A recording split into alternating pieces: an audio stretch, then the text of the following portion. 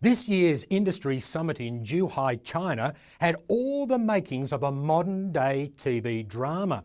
A record audience of almost 200 OEM and aftermarket leaders attended this year on the back of industry acquisitions, the raft of recent legal challenges and the search for non-infringing product solutions.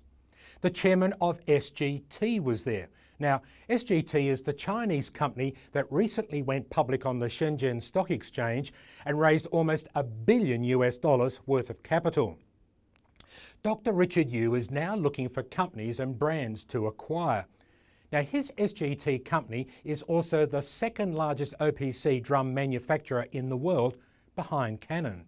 So he is particularly interested in providing the aftermarket with a non-infringing solution to what is known as the Canon dongle gear lawsuits. To date, scores of companies supplying compatible or remanufactured cartridges to the market have been sued by Canon for infringing its patent, simply by replacing the worn-out OPC drum inside the cartridge and reusing the dongle gear attachment. Now, Dr. Yu says SGT has developed a solution where used drums can be recoated, allowing them to be reused in refurbished cartridges. This is permissible repair, he claims, and Canon has not argued with him, not yet. So this is where the summit got interesting. US patent attorney Merritt Blakesley jumped to his feet and said Canon was wrong. Replacing worn-out drums is permissible repair. Someone should be challenging Canon over this, he asserted.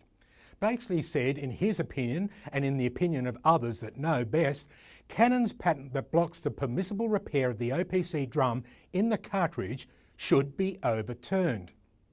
Well, the arguments that went back and forth were quite compelling, and it flowed over to the Remax World Expo for the next 3 days.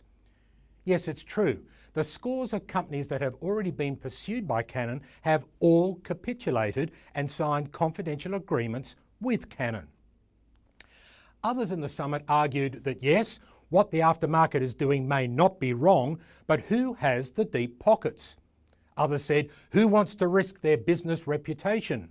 And who has the energy to fight a war with the imaging giant for the next 2, 3, 4 years or more? Does crossing the road legally on a pedestrian crossing give you the right of way over the 10-ton truck that has lost its brakes and is heading towards you?